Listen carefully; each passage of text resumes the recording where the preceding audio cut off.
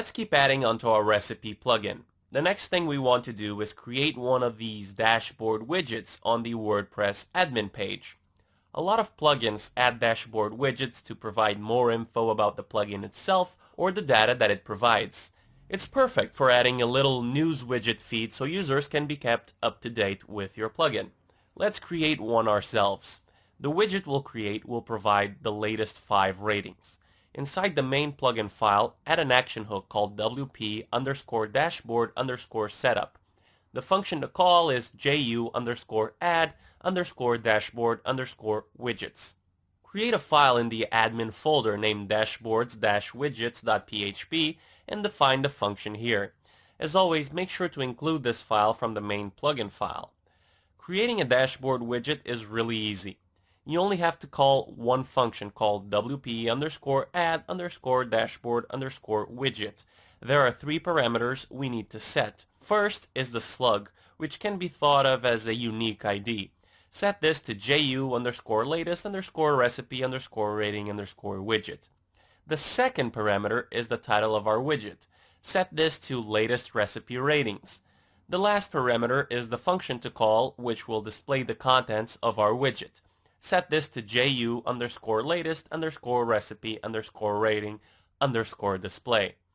In the same file, let's define the display function like so.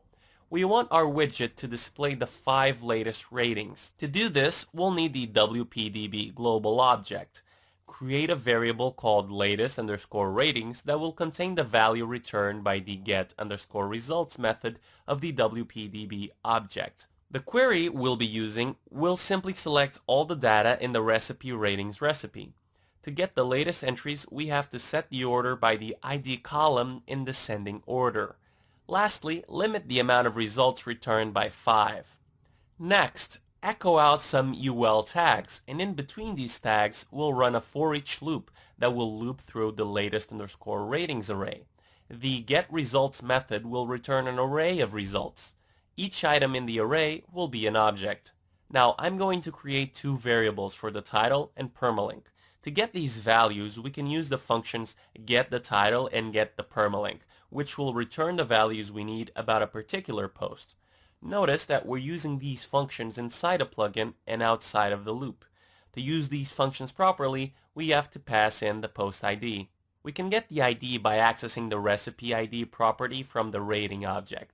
This is where we store the post ID. Lastly, I'm just going to paste in some of the HTML. Nothing special going on here. I'm just echoing out the values and displaying a message that informs the user about which recipe received the rating and the rating itself.